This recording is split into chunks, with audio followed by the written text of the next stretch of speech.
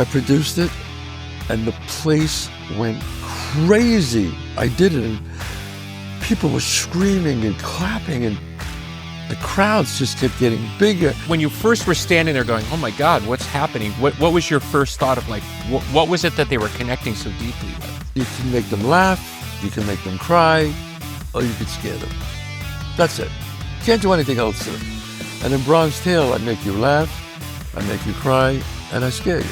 In the case of Swifty Lazar, Yeah. he gets you fired, you make a decision, and it changes your life. My son used to say, nobody cares. Yes. Nobody cares. Don't worry about it. Nobody cares. Thank you for being on my show. Billy, it's good to be Someday here. I got to be on your show, but today you're on my Yes, show. one day I'd love to have you on the show. I hope I got the year right.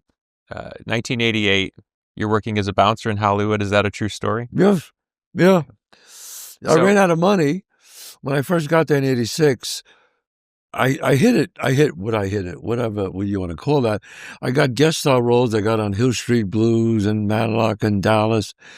And I was like, wow, I started really cranking, I mean, I was an actor in in New York. I was on Broadway, understudy.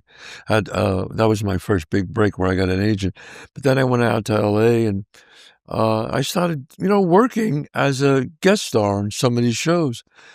And then after about a year and a half, I ran out of that money that I did. And I used to bounce in New York at the Limelight in Manhattan. So then I said, well, I better start doing that again. And I got a job as the doorman bouncer. More of a door, okay.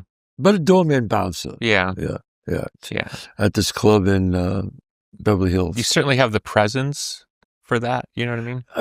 I'm tall and big, and I could, I used to box and work out a lot, and I'm okay. I could handle myself. You know who you always reminded me of, and I mean this is a compliment, I always take it, is George Raft.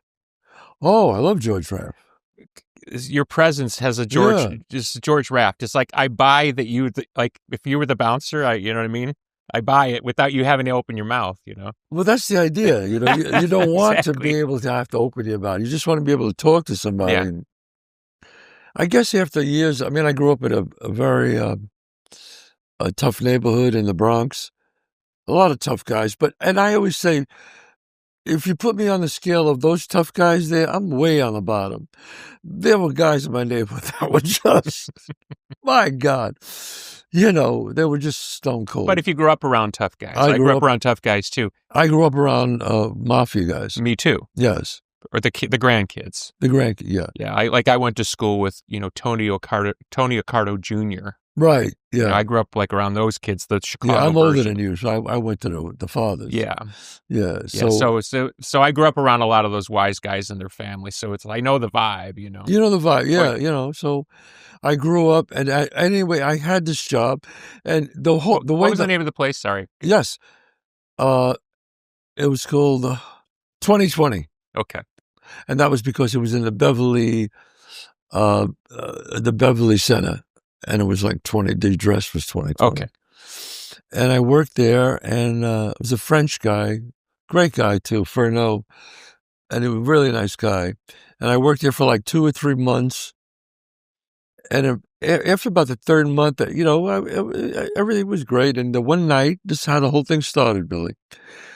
One night, I'm standing over there, and all of a sudden, there's 3 rules of a doorman that you don't break.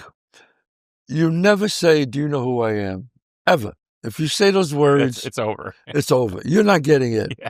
Can I curse? Yeah, of course. Okay. You're not getting it. And the second thing is you never touch the rope that goes across. Oh, okay. I didn't know that. Never. You put I your knew not to say, do you know who I am? You put your hands on that rope. Because you're doing the... Yes. Okay, You're right. not getting Yeah. it. And the third thing is, if you break the space and you get in the guy's face, you're not getting it. I see. So this guy walks over, says, do you know who I am? And grabs the rope. Grabs the rope and gets in my face. At the same time. So this guy broke. How tall was this gentleman? Oh, he was like 5'5", Short, right? short. Yeah. And he had these big horn rim glasses. That was his trademark. And he walked in, And he says that words to me. I said, yes, you're the guy who's not getting in tonight. And he said, you will be fired in 15 minutes. And I said, you get online, and 15 minutes later, the boss called me in and I got fired. Wow. It was this is Swifty Lazar. Swifty Lazar. That's a true story. It was Swifty Lazar. At the time, he was considered the most powerful man in Hollywood. Powerful man in the world. At William Morris. And you wanted to be an actor, right? I want to be an actor. good. The most powerful man in the world. I just told him to go f*** himself. And I love that. I got fired, just like he said. And the owner, I always say props to the owner because he's a great guy. He said, look, I love you, man. You've been so great, but he has too many parties here. I got to let you go. I said, don't worry about it. I went home, sat on the edge of my bed. I said, what am I going to do? I was running out of money. I had a couple $100 left in the bank. Mm-hmm. And that's what I said. If they won't give me a great part, I'll write one myself. I went to Thrifty Drugstore. I got these 5 yellow tabs of paper, legal paper. And I said, I'll write about this killing that I saw when I was a kid. I always wanted to write about the dynamic between the working man, the mafia, and my father. And I started writing, and that's how Bronx Tale was born. Had you ever tried to write anything before? Yes, I did. Okay. I did write. I wrote short stories. I wrote lyrics to the band that I was in. Okay. But ever a screenplay? No. Okay. Never a screenplay. Good first. Short stories was my first screenplay. Yeah. But I was an actor for years, so I knew what a screenplay was. Sure. I knew the form. But still, that's a big thing to jump into. Yes, but I just was like, it's called poverty, desperation. You just do it. Yeah. You just do it. Mm-hmm. It's like, I'm doing it. I started writing. And the more I started writing, the more I started learning, reading about how to not structure, about how, fade in, fade out. But I was always natural. I was a natural storyteller. Okay. I was really good at telling stories, and I did it. And then I said, I'm going to play all the characters, all 18 characters myself. I said, I'm not going to have people read it. I'm going to play the parts. I said, way. Sorry to interrupt you. How long a process was that in terms of writing Almost and then making a year. That decision? Okay. A year. And you're still doing bit parts and acting and... I got a part on a TV series called Peter Gunn. And it was a movie of the week, and I got like $10,000 for that.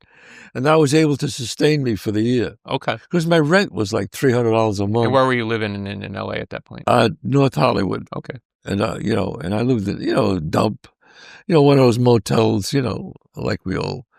And I had a dumpy car, and it was, it was pretty, but it's like an actor, I'm not, what are you going to do? That's what, you're an actor, that's the way you live. And finally I finished writing it. And then I borrowed money from my friend who owned the Limelight. Okay. Peter Gation. He lent me, I think, $30,000. And then I put it up at this little theater. And wow. And Billy, I produced it, and the place went crazy. I did it, and people were screaming and clapping, and the crowds just kept getting bigger. This is in New York, yeah? In L.A. Oh, in L.A., okay. In L.A. Wow. And then the L.A. Times came, and all these people were heard about it and came to see it, and it was like the rage of Hollywood. It was like incredible, and everybody wanted to make it a movie, but they didn't want me. How soon from when you debuted the one-man version of A Bronx Tale to Hollywood agents start? 2 weeks. 2 weeks? 2 weeks. You must have pinched yourself, yeah. Word gets out in Hollywood. There's something that could be a movie. People said, you got to see this kid. He's did this. 2 weeks. Agents started coming. And when they told you, because this is such a big part of the story, when they told you, hey, we want the story, but we don't want you, like, what was their rationale? I got a phone call at my home and my house. And I really didn't have cell phones back in 1980, so, 87, 86. So I picked up the phone, and the guy said, this is a gentleman from I forgot his name, from Universal Pictures. He said, we had a representative see the show last night. We love it. We want to give you $250,000. Now, I'm living in some hole. My car's a 1972 Honda, with a dent in it that kept leaking water. And I said, $250,000. I said, for my play? He goes, yeah, we want to develop it into a story. I said, but I want to play Sonny. And he went, no, I'm sorry. No, we want the rights to the play, to what you did. And that was the hardest call, to be honest with you. I'll explain why, because I said, let me think about it. And he said, okay, but you have to let us know by tomorrow. I said, fine. And I hung up the phone and I said, I love the pressure. $250,000. By the way, that's 1988 money, not $250,000 now. That's 1988 money. Yeah. So I said, holy, I got no money. I said, but I want to be in it. And I called my parents, because they were helping me out for years and they didn't have any money. And I told them about it and they said, don't worry, son, just do what you want. Wow. They said, you do what you want. Don't we trust you? Wow. So I called them back the next day and I said, look, I'm sorry. I said, unless I play Sonny and I write the screenplay, I'm not doing it. They said, well, then forget it. I said, okay. And everybody in Hollywood was saying, this crazy bastard turned down $250,000. About 2 weeks later, they called back again, $500,000. And I said, I told you. See, it was easy. After the first one, it was easy. Yeah.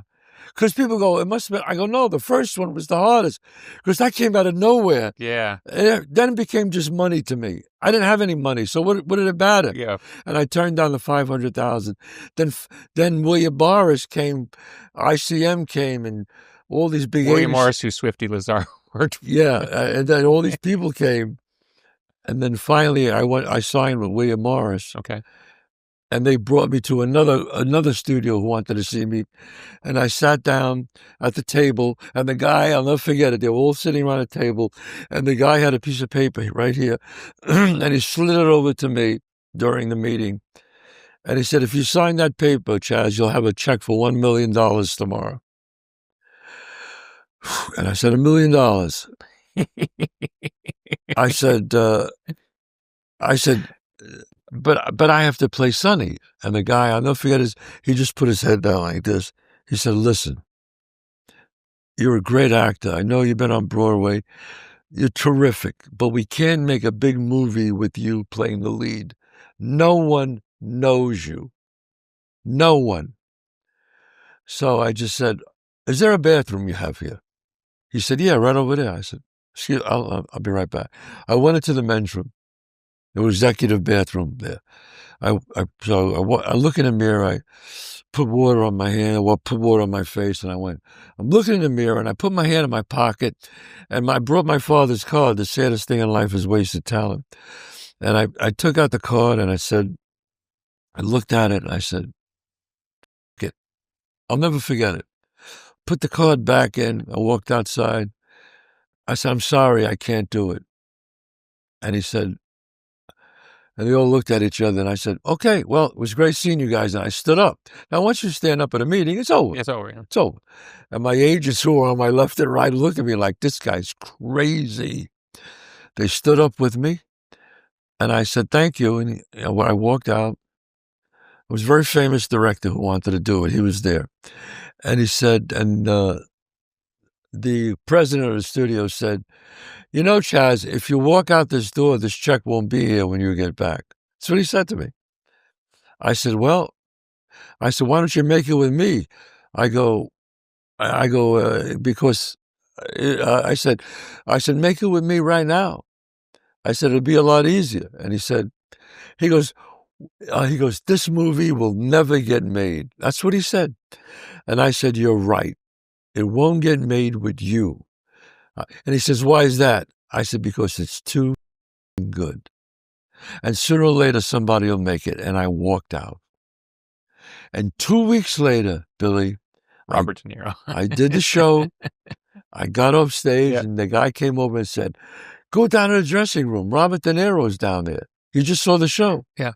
I walk in, and Bob is sitting there in the chair. And I said, hi. I didn't know him. And he said, "Oh my God, that's an incredible show." He just raved about the show. Yeah. He said, "You made a movie," and he goes, "Look, I want to make this a movie." And you know what I said? I said, "Well, listen." He goes, I know, but I'll tell you how I feel. You should play Sonny. You should write the screenplay. He goes, I'll play your father and I'll direct it.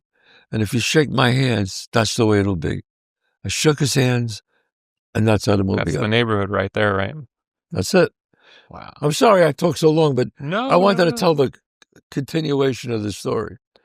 What was your first impression when you saw people reacting so viscerally to it, and obviously Hollywood comes calling? What was your first impression of why people were responding so emotionally and viscerally to it? Because,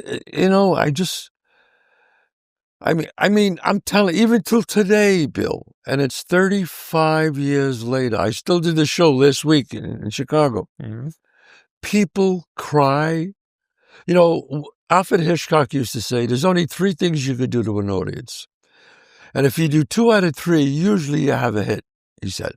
He said, you can make them laugh, you can make them cry, or you could scare them. That's it. Can't do anything else to them.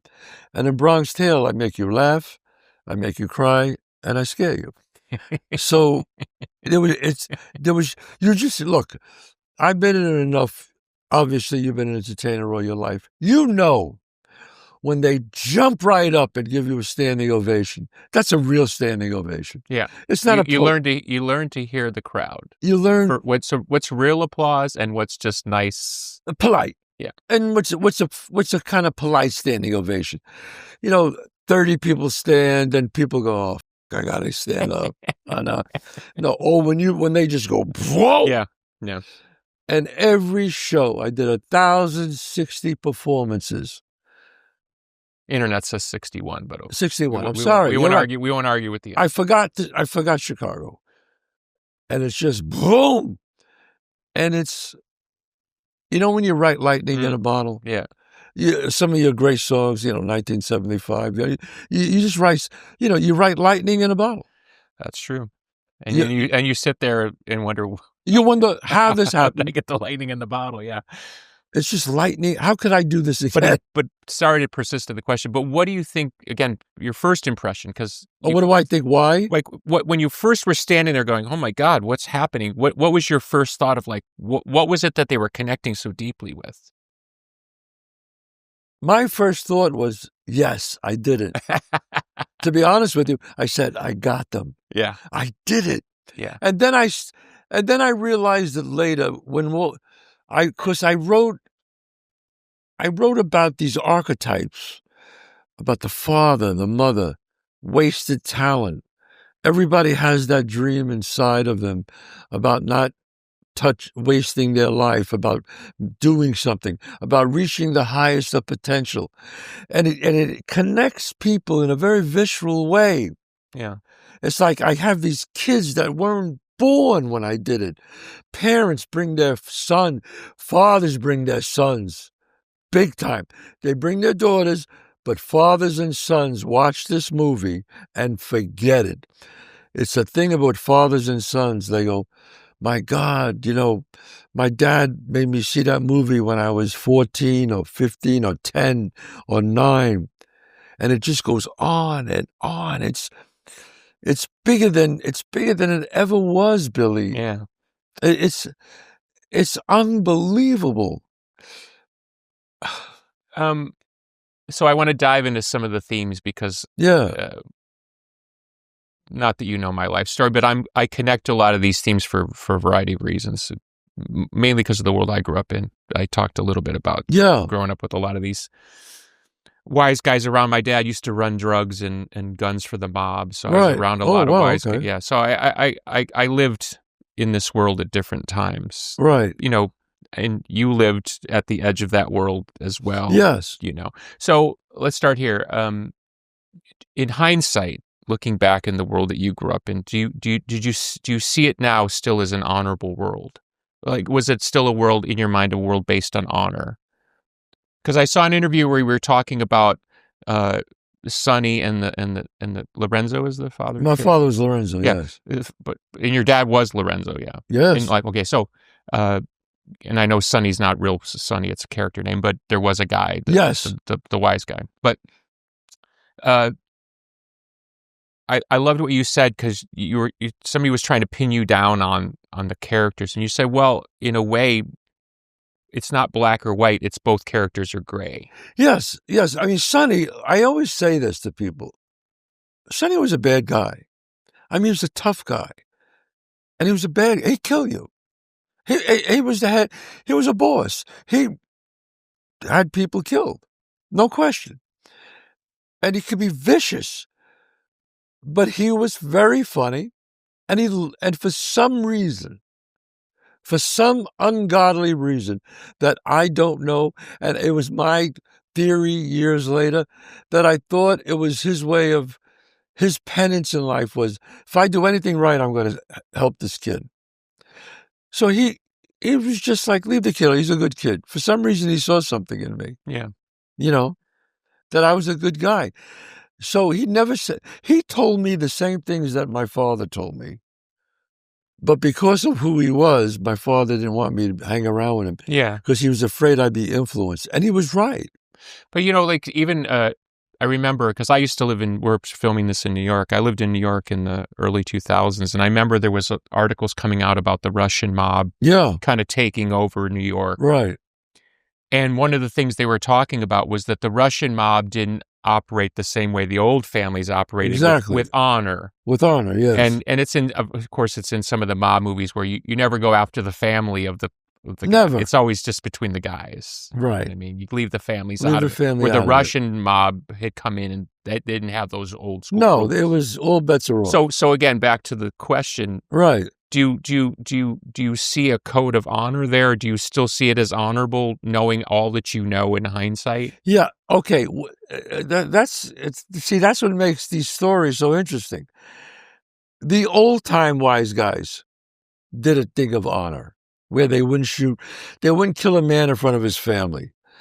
Which is stuff for a second. It's so barbaric, right? But yet, like, on a level we still resonate. Like, oh, it's kind of nice. It's kind of nice, right? See, that's what I mean. But it's still barbaric, Yeah, that's what I'm saying. We exactly. Somehow we, if a man cheated, if a man flirted or went to seduce another man's wife in the mob, death. That's it. Death. Even if he was a made guy. Oh, if a made guy went with another made guy's wife, death.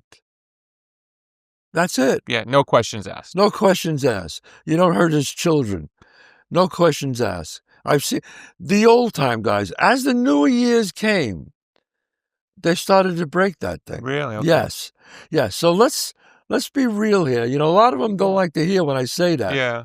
But the guys from the 30s, 40s, 50s, 60s, even 70s stood by the honor. Around the mid 80s, some of those guys didn't follow the creed so much. Not all of them, but some. Do you miss the world that you grew up in? Because obviously we're living in a much different world now. Do I miss it? Yeah. I love that I grew up in it. I had a great childhood. I really did. I had an amazing childhood. Did I see this man kill a man right in front of me at 9 years old? Yes. But did I see things? And know things. And know things that a young boy should not know? Because even... Yes. And correct me if I'm wrong, I mean, after you saw this man be murdered when you were 9 years old, that's at the foundation of the Bronx Tale is you knew enough to not rat the guy out. Absolutely. I was almost 10. I was close to being 10, but I was... But still, I was not. Go on the street right now and look at a 9 or 10-year-old boy. No. And imagine thinking that boy has enough of a sense of the world that he has to stick by a code of ethics that he didn't invent. Know. My son, when he was 10, almost 10, I looked at him when we were celebrating his birthday, and I turned to my wife, Jana, and I said, do you know, I look at Dante. I said, I was that age when I saw this. And he was so far removed from that world. Yeah. He was born into a very good world. He was born into a good life. Yeah. And he was so far removed from that. So I said to her, I said, I got to teach him as much street as I possibly can. Yeah. But that wasn't just me. We all knew that at that age. All my friends knew that. Yeah. All of us. But if you think about it, I mean, and I'm a different generation, but again, I grew up in this same world tangentially. Yeah. It was a far more barbaric world in many ways. Yes. And in many ways, it was more clannish, Yes. The Italians, the Germans, in Chicago, we had the Swedes, and, but it was, it was rooted down in this kind of tribal factionalism. Barbaric is a great word.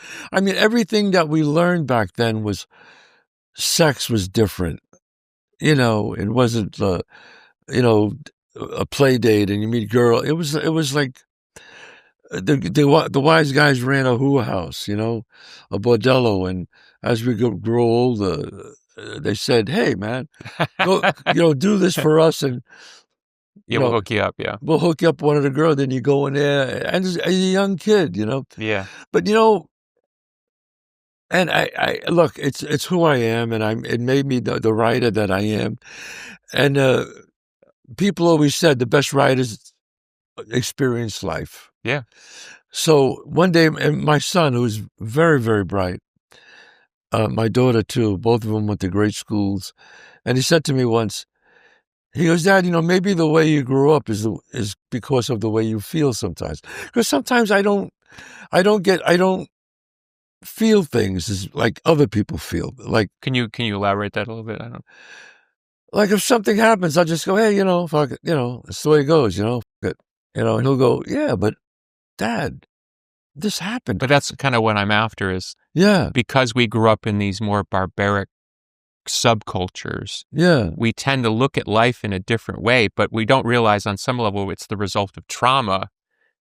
Without a doubt. Yes.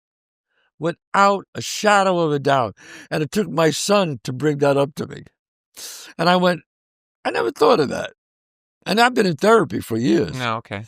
But no one's... Yeah, because I have this theory, and I'm using this term loosely, but, those who grew up, as products or byproducts of the immigrant classes that sort of defined America in the 20th century. Mm. Because if you grew up in a city like Chicago or New York, it would be the Italians over here, the Irish over here, and I'm Irish and Italian, you know what I mean? Wow. So I'd hear about it from both ways, both sides of the family. And I remember one time there was this situation where I was at school and the teacher said, okay, you need to go to your grandparents and ask them where their family comes from, country of origin type stuff, immigrant stuff. Right. And, I went to my paternal grandmother and she said, oh, well, we're Irish and we came over, because of the potato famines in the 1800s and we settled in Kentucky. And, they gave me the basic origin story of that side of the family. I went to my maternal grandmother, who was Sicilian. I think you're Sicilian. All Sicilian, yes. And, looked the part. Swarthy olive skin, wiry hair. I mean, she's central casting grandma from Italy. Right. Wasn't born in Italy, but still spoke with an Italian accent. Wow. The whole thing, right? Chicago version. And I said, where's our family, your family from? I don't want to talk about it. So what do you mean you don't want to talk about it? I said, I know you're Italian, but give me something because I got to fill this paper out. I was about 10 years old. Right. And she said, I'm American now. Yeah. I'm American now. So here she is talking with an accent, cooking Italian food, talking about the old country and the traditions. But in her mind, there was this shame of... And then when I got to my grandfather, who at that point was deceased, her former husband, she didn't want to tell me where his family was from. Wow. Like, I couldn't even get it out of her. I was like, they had to come from somewhere. Right. It was obviously European. Wouldn't tell me. Wow. Because it was this thing. Yeah, well, when we came here, when my grandparents came here, they wanted to be American. I mean, that's why I don't speak Italian. Okay. Because my parents would only speak Italian when they didn't want us to know anything. And they said, and my grandfather said, no, we don't speak Italian anymore. We're American now. Yeah. That's the way it was. So, because it's such a part of your life and the characters you've played, and then obviously this incredible work that you made, how do you view that now as we've talked about a little bit, that world's really starting to fall away? Yeah. And I don't mean just times change. We grew up in cultures that were very racially identified with country of origin. We were joking before we started taping about how Columbus Day is back. Yes. Columbus was out, now he's back. Yeah. It's I guess what I'm after is there's been so much talk about culture and in the social fabric of America. But the world we both grew up in, obviously, again, different generations, but these were it was a given. Like if you were Italian, and you thought like this, and you cared like this, and this was the code of honor, and somebody knew a wise guy, and they'd make jokes, and if you were Italian, it was this, and whatever. Even the Don Rickles and the kind of humor that we would see on television, God, like that's all kind of gone away. And I'm not waxing romantic about it. I'm saying do you look back sentimentally on it? Yeah, I do, and I hope that it doesn't totally go away. I really do. I hope. I really believe that each ethnic, whatever the word, each people, the Italians, that we should keep some of our culture to learn where we come from. I don't like the feeling of globalism, everybody the same, everybody milking in with each other. And does that make me sound racist? Of course I'm not racist. But I enjoy my roots of being Italian. And I enjoy meeting people who are Irish and tell me about their culture. I enjoy different cultures. I like that. Yeah, I think I don't know. It's not an identity thing as much as I think everybody should celebrate their ancestors. Their ancestors, yes. I do. I believe that. Because without them and their journey, we wouldn't be we've had great lives. Great lives. I've had great, and wouldn't it make them happy to know that the dirt that they came from, somehow we end up in nice houses and. Yes. I mean.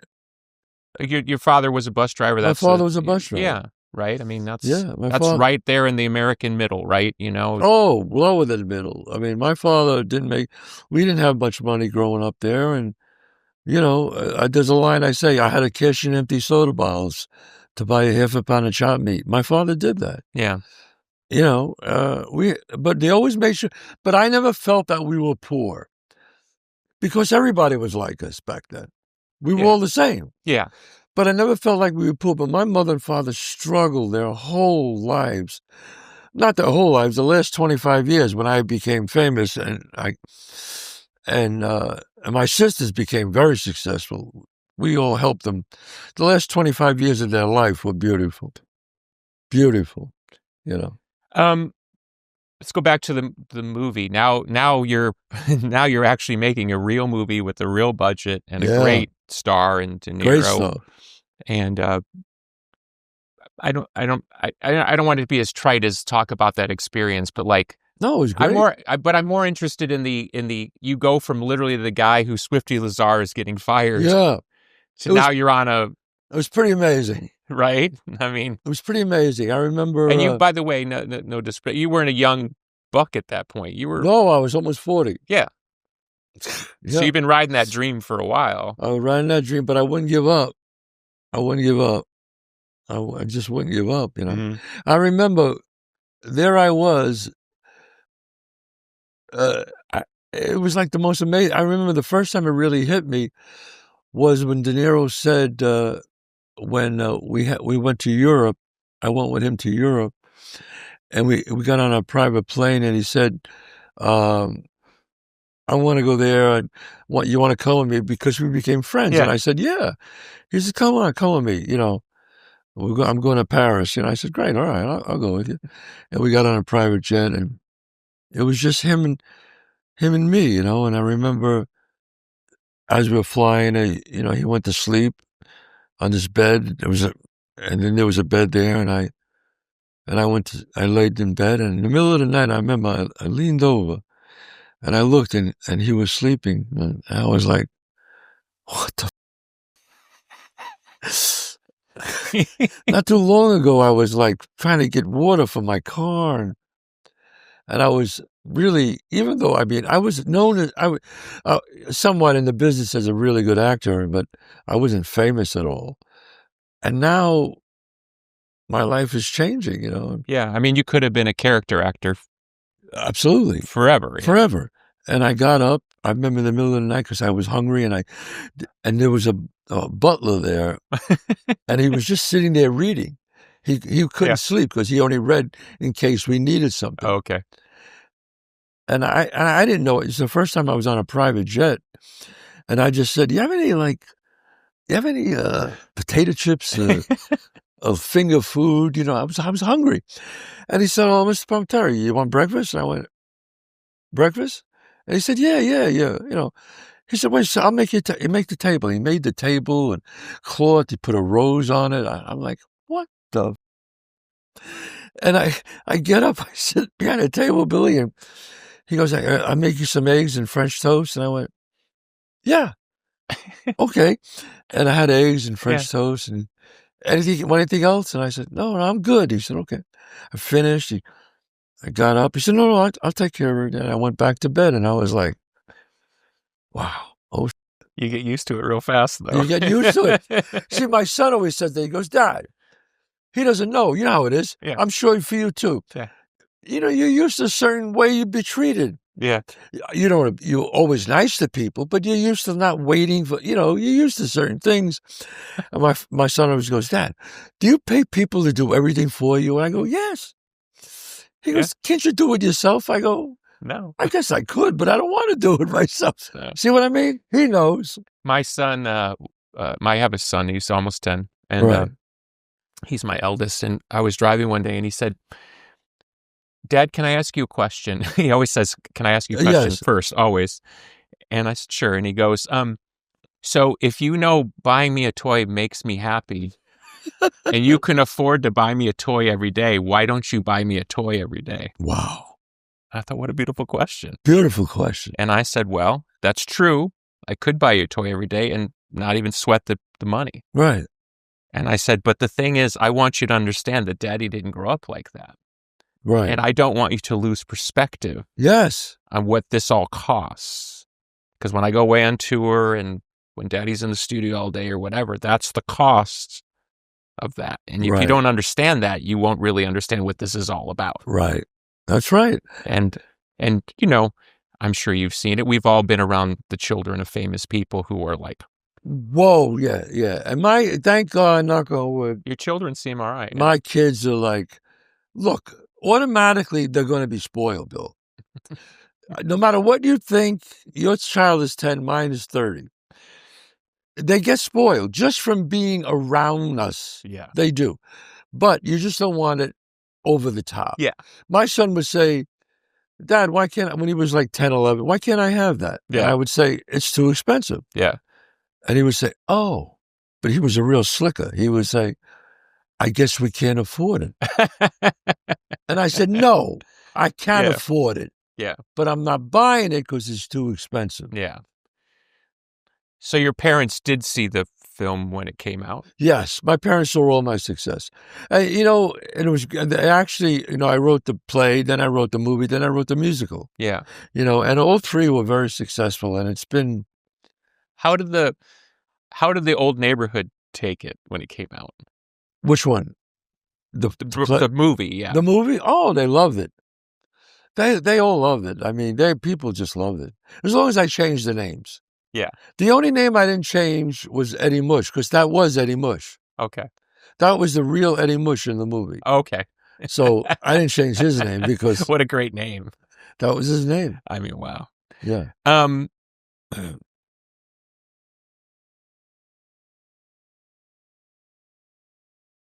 So correct me if I'm wrong. Yeah.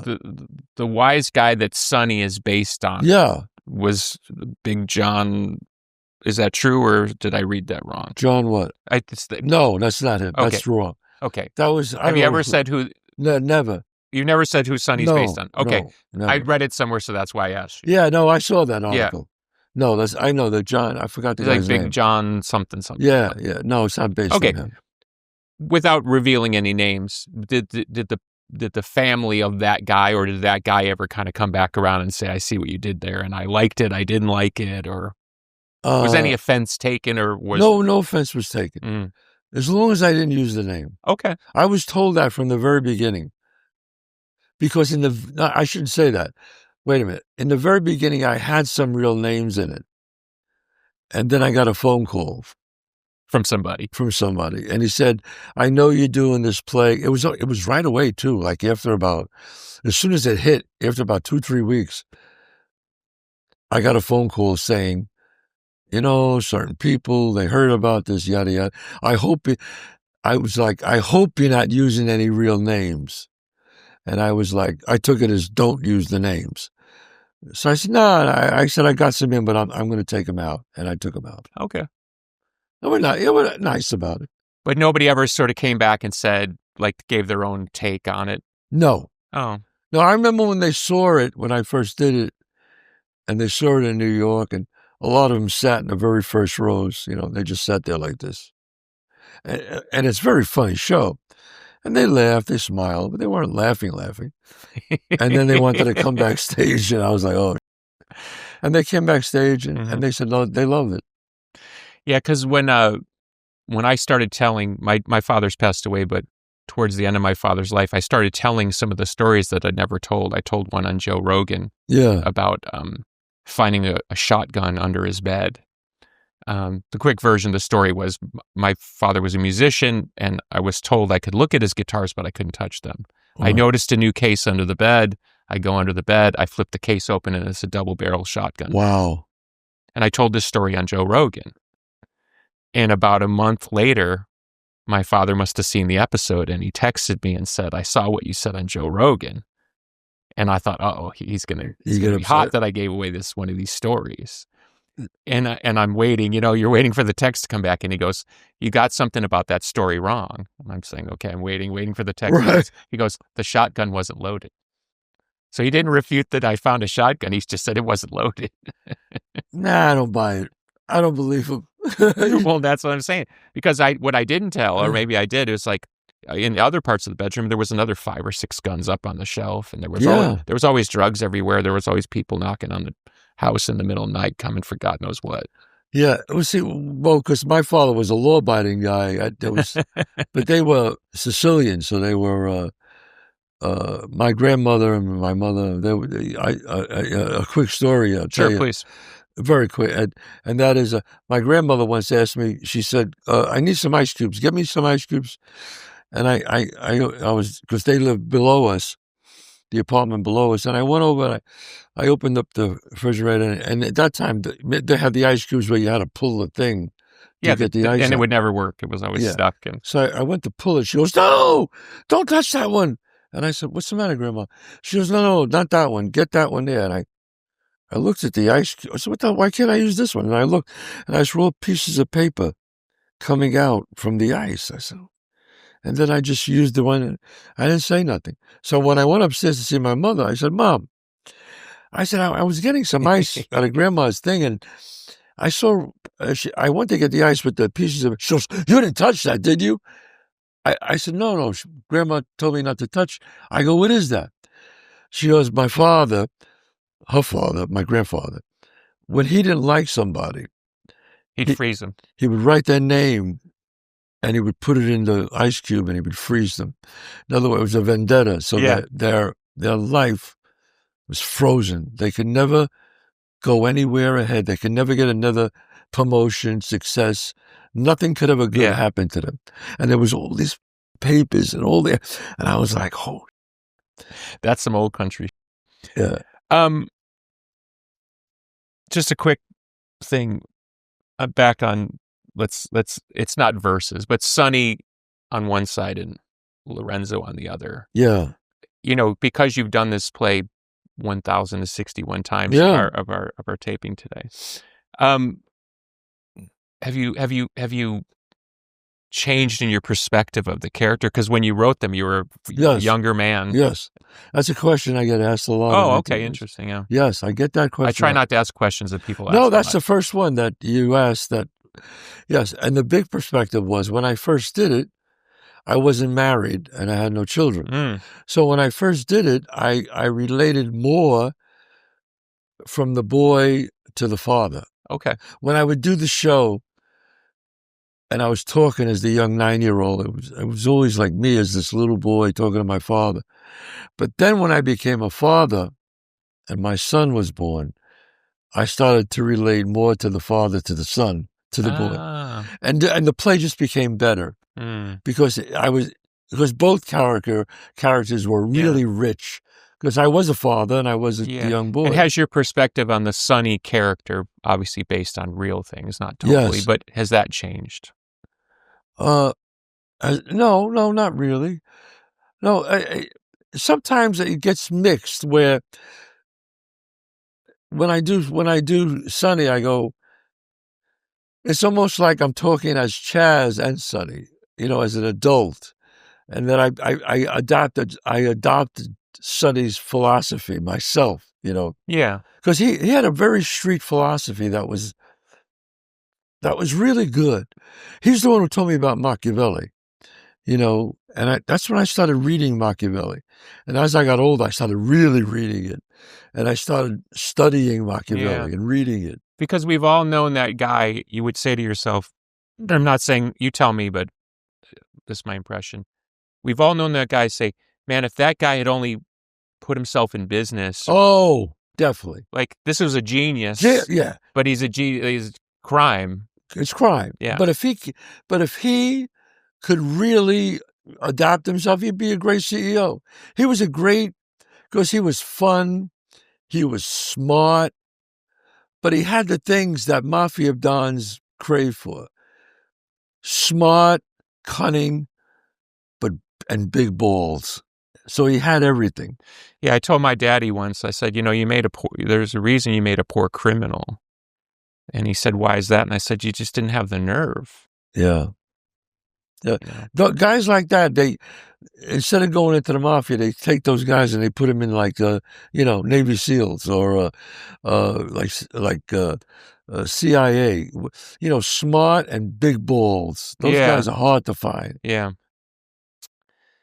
Coming off the success of the movie, and it was box office success, and it was certainly a critical success, and now it's a cult classic. What is it? I guess you could call it classic. I mean, were you more drawn at that moment in your life to pursuing being a screenwriter and a basically a creator type, or did you want to sort of balance it against your acting? Both. I wanted to balance it. Yes. But was the idea to sort of personalize projects since you'd already done that? Yes. I know you made a movie with Cher. Yes.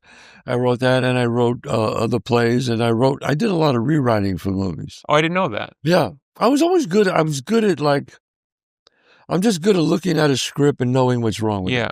But in terms of your own, because Faithful has an interesting setup, another kind of mob-related type of thing. Yes. But it wasn't a success at the box office. It wasn't, no. Yeah. No, but it's a success as a play. Okay. It's done all over the world.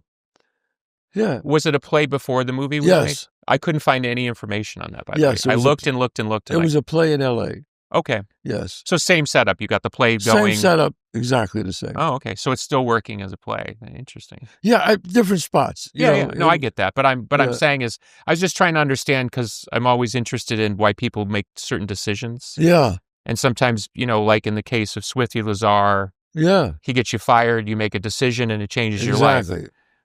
But because did you ever get another movie made as a screenwriter? As No. like your own project? My own, no. What did they you must have gone forward with other ideas, and did they? Did I sell other movies? Yeah. Yes. Oh, you sold stuff and then they just didn't get made? It didn't get made. Oh, did they give you what were the reasons why, or just typical Hollywood stuff? It's just, I've sold stuff. I made a lot of money, but it doesn't get made. It's really hard to get a movie made. Absolutely. It is so, people don't realize to get a movie made is like, oh my God. Yeah. You could, there's actors, there's writers in Hollywood that have been there for 25 years, never got a movie made. Yeah. Yeah, I knew a producer once, and I said, I got this idea for a movie. And so she said, oh, come on in, have a meeting with me. And just pitch me like, that's all I do all day is people pitch me. Yeah. And within 10 minutes of me rattling away, I could just see her doing the math in her brain. I thought I got no shot. I could just see it dying right as I was talking. Yes. Right? Yes. Because I was... I've done that, yeah. No, but the beautiful thing is because I was in her office, I saw the movie through her eyes, not mine. Yes. In my eyes, it was beautiful and it was amazing and cool. And she's sitting there thinking, I can't get this thing made. Yeah. You know what I mean? And the more artsy it is, forget about it. Get out. I remember once I pitched a thing with my friend, a great writer, friend of mine, Tony Spurdakis, who's a wonderful writer. Oh, there's a name. Yeah, a Greek guy. I got that. He's the only person I could ever write with. I mostly write alone. But I would write with him, and we got some movies made. And I remember we pitched another movie to a very big agent. And I mean, 5 minutes into it, Tony just looks at him and says, "You hate it, right?" And he went, "Yeah." We said, "Okay." And we just got up and we walked out. I'll never forget that. He went, "Yeah, I hate it." And we went, "Okay, yeah, I guess that's it." And we got up and we left. When you, because, we know how Holly works. You become the guy. You know what I mean? Sure. Yeah. When our mutual friend Chuck LaBella, who books the show, mentioned you, he said your name, and your name didn't register in my brain. Sure. Just on name, and then he sent a picture of you, and I was like, oh, I know him. Right. You know what I mean? Sure, of course. And, it's like Andrew Dice Clay always says, the face. It's the face. The face. It's the face, right. Were you okay with being typecast? Some people get fussy about that. I wasn't fussy about it, but look, I get typecast as the mafia guy or the cop or the tough guy, but I've played other roles. Yeah. Usual Suspects, I played the agent. Mm-hmm. It was a great movie. What's the role that you've played that was the furthest away from these kind of typecast roles that you thought, okay, this is interesting? Oh, wow. That's a real good question. The furthest away. Nothing comes to mind? Nothing. I played a Jewish guy in a movie called Once with Feeling, I think. I played a Jewish guy, and he was kind of a, quiet kind of guy. Oh, okay. Yeah. That's very different than your personality. Yeah. Guide to Recognizing His Saints was different. Yeah. Yeah. I saw something you said where you said, I tell my kids all the time, if I want my kids to know anything, I'm probably paraphrasing, but it was time is precious. Yes. Can you dive into that a bit? Well, I always, look, you don't know you're old until you're old. Can I quote you on that? Yeah. I mean, I always used to say that. You don't know you're older until you're old. Yeah, you wake up one day and you're like, wow. All of a sudden, you look in the mirror and you go, fuck, I look like my father. That too. And these certain things that you just feel, and I go, it's a cliche, Billy. I wish I knew then what I know now. Everybody says that. Yeah. Youth is wasted on the young. Youth is wasted on the young. Bernard Shaw said that. So I tell my son, listen to me. Listen carefully. Don't waste this time. And you know what? And he does exactly what I would have done, what I did. Yeah, Dad, please. I got it. And I go, no. And both your kids have gone into the arts, yes? Yes. And both really, thank God, they're very, very talented. In your mind, was that a natural inclination that they just both had? They just wanted to do it, My son, was in a rock band and he loved to act. He was in school plays. And I said, look, if you get into like great schools, then you could do it. And my son got into Berkeley, in Boston, a school of music, singer-songwriter, and he studied acting at a great school. My daughter got into the University of Michigan, another great school. They only took like 12 girls, and they took her. So they're very talented. But see, people think that you could just put your kids and make them stars. no. No. The name's only going to get them. The name will get you maybe a block. I can get you in the door, maybe. And you're on your maybe. own. I can say, could you see my son? And you know what? Sometimes that's a negative. Yeah. Because they're like this. Oh, Jesus. So now you got to be twice as good as everybody else. Yeah. Absolutely. It's a tough thing. It's a tough thing. Yeah. But you know what? I have faith in them. They're very talented. And I try to explain to them, it's just 100 no's and 1 yes. That's what it is. I know it's been a while, and I'm sure you've been asked 1,000 times, but I'm just curious more from an emotional point of view. Yeah. If you had your druthers, would you have made a sequel to A Bronx Tale? If you had gotten it your way with the right budget and the right people, would you have done it? Because I'm sure people waved it in front of your eyes. Constantly. I just never had a great story after that. Did you feel that you just didn't have a good take on it? I didn't have a good take on it, Bill. I said, okay, so I left the neighborhood. And then I went out and I got into a rock band. What I do believe is I've written a movie, and maybe one day I'll make it, is about a movie, how I made Bronx Tale. That's cool. I like that. That, I think maybe people would be interested in. Yeah. But I left the neighborhood. I went to college. Oh, who gives up? My first 18 years was like a really unique life. Yeah. After that, I became famous in a movie. Yeah. What the, Sorry, I'm just trying to read my poor handwriting. Yeah, no, here. It's all right. My son used to say, nobody cares, just. Nobody cares. Don't worry about it. Nobody cares.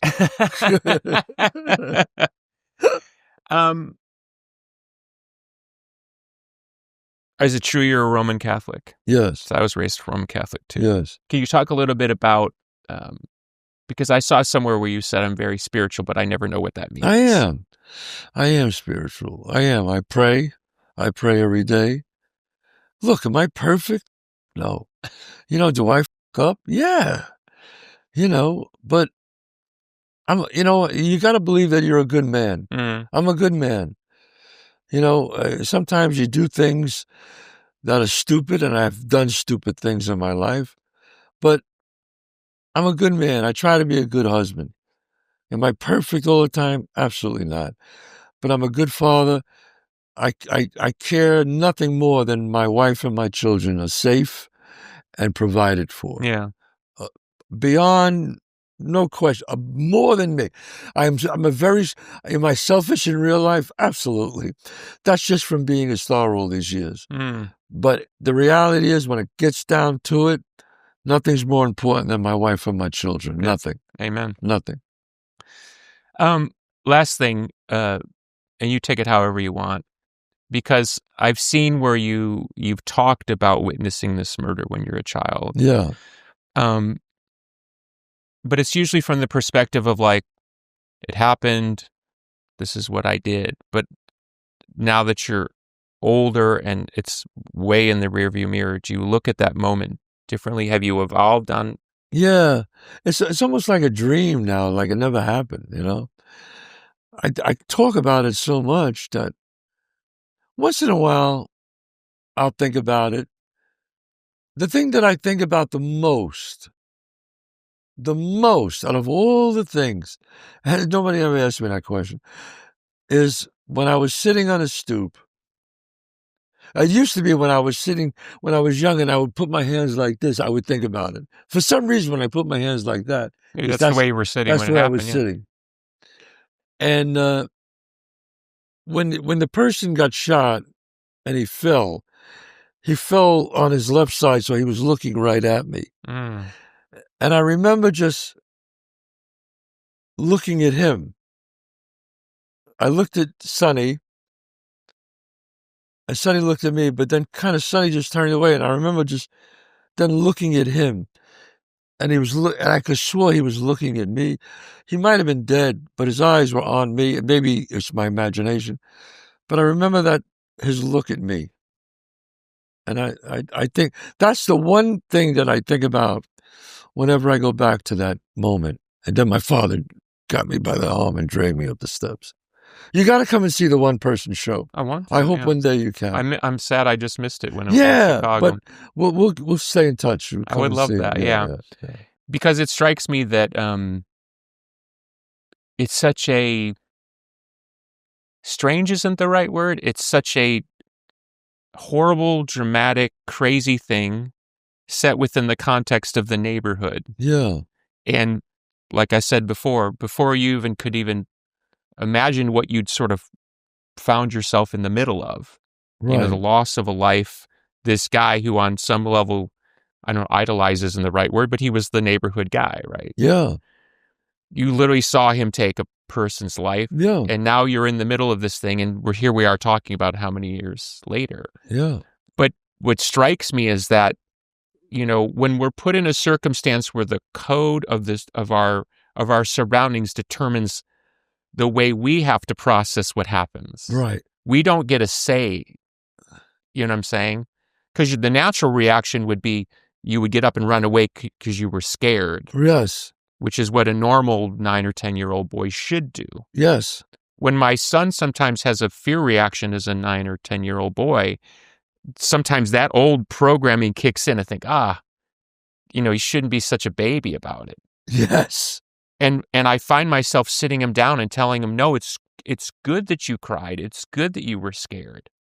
The lessons we were taught weren't necessarily the best lessons. Right. I agree with that. But I do, and you might disagree with me on this one, because my wife was a little nervous in the beginning. My grandfather, my father, and his grandfather, we came from a family of boxers. You know, so I knew how to box really well, and I taught my son as a little boy. Who was your boxing? Who did you look up to as a boxer? Oh, Sugar Ray Robinson. Yeah. Yeah, to me, he was like the most beautiful. My father loved him, and I thought he was the most perfect fighter. And I boxed, and I taught my son when he was 3-4 years old. I used to go jab, right hand. And now my son he says, I'm not that good. My son is really good with his hands. And then he still boxes. We still train together. And then he became jiu-jitsu, and he does that. So I believe a young boy should learn how to fight. Okay. I really do. I believe any father, and this is only my opinion, should teach a young boy how to fight. Not to get in fights. To stay out of fights. To stay out of fights. Yeah. I think that's important because it gives them confidence. And they're going to be bullied. They're just going to be bullied. That's just the way it is. They're going to be bullied.